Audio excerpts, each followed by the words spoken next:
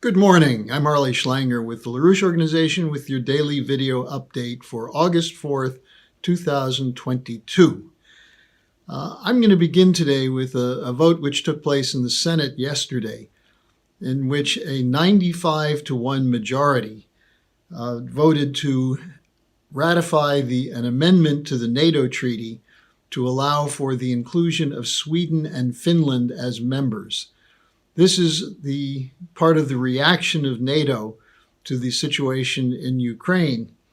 And what this means is that the senators demonstrated in both parties their continuing adherence to the war policies of the war hawks who control the U.S. legislative process. Now, some senators suggested that they see this as poking a thumb in the eye of the Kremlin.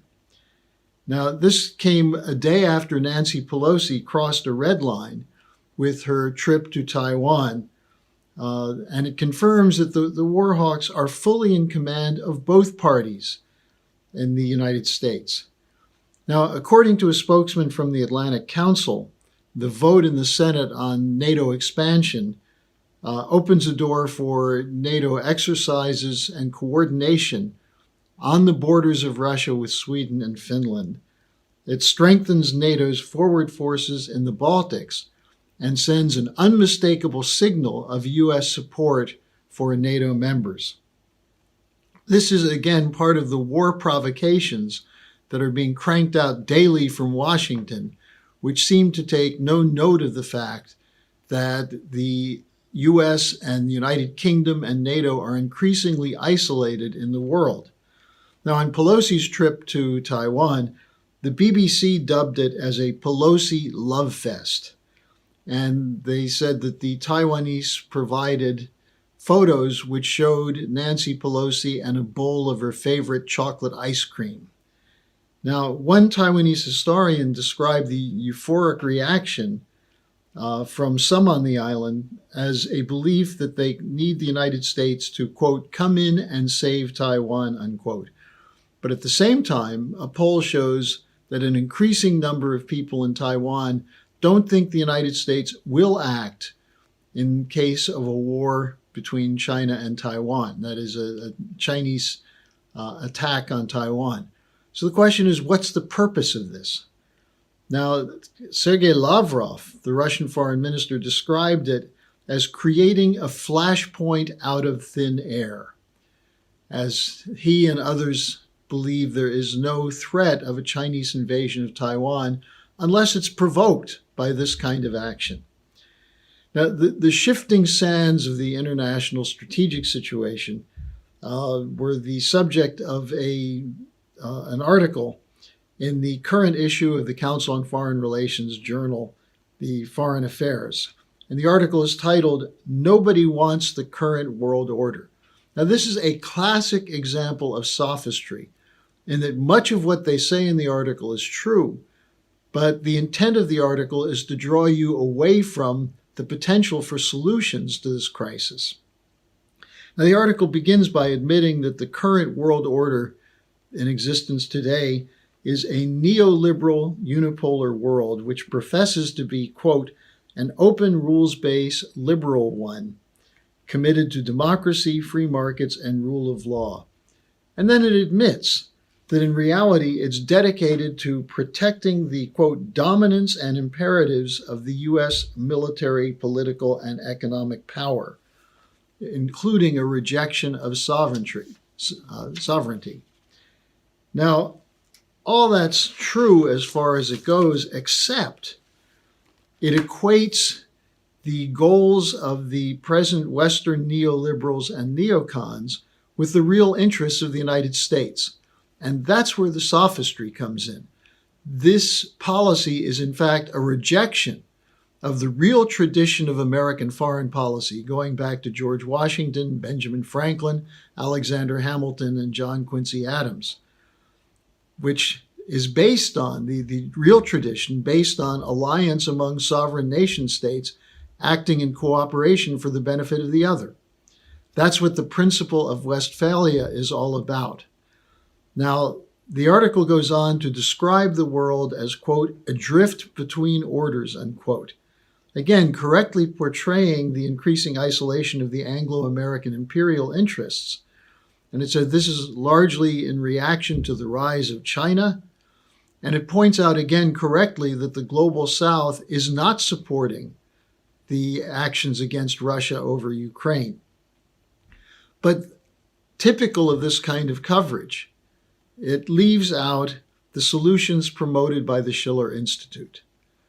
Now, these include the bankruptcy reorganization of the collapsing financial system, something which is essential given the threats that are posed by food shortages, collapse of international healthcare systems, and so on. It also leaves out adopting the idea of a new Bretton Woods type development, cooperation, and replacement.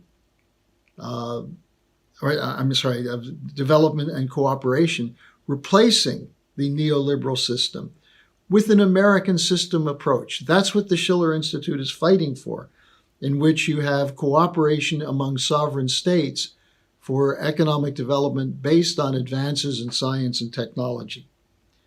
Instead, it assumes that the world must continue to be a casino economy based on buying and selling of increasingly worthless financial instruments. Now, why is this so important that they're doing this now?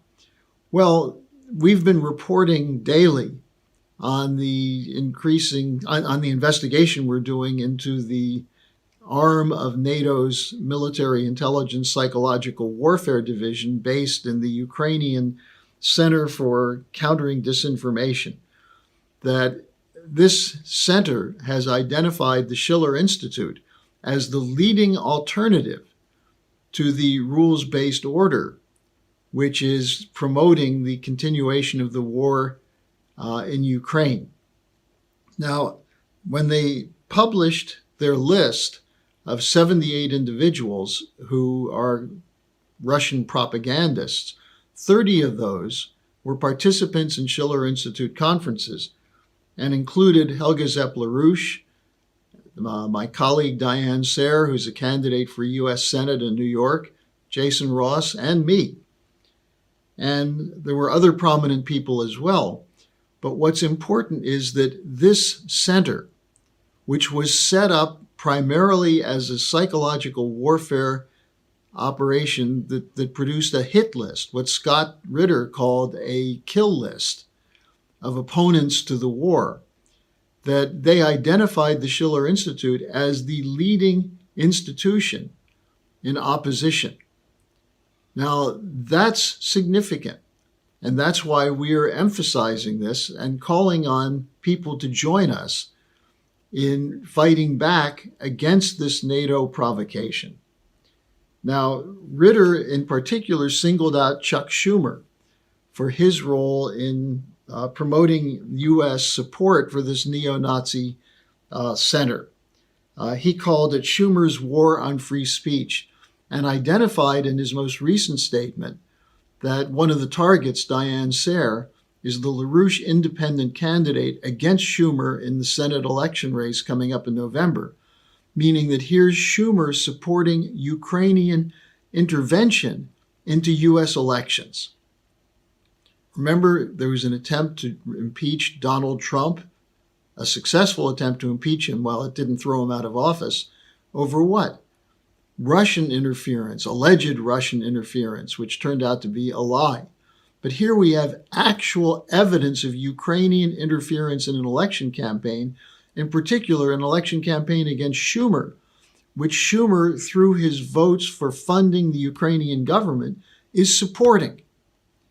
So we have at the bottom of the description page today a statement which you can sign, a short statement you can sign and send to your legislative representatives, demanding that there be consequences for Schumer and the State Department for supporting this neo-Nazi operation to suppress free speech. So thank you for joining me today. Tomorrow's Friday. I'll take your questions. You can send them to me at harleysch@gmail.com.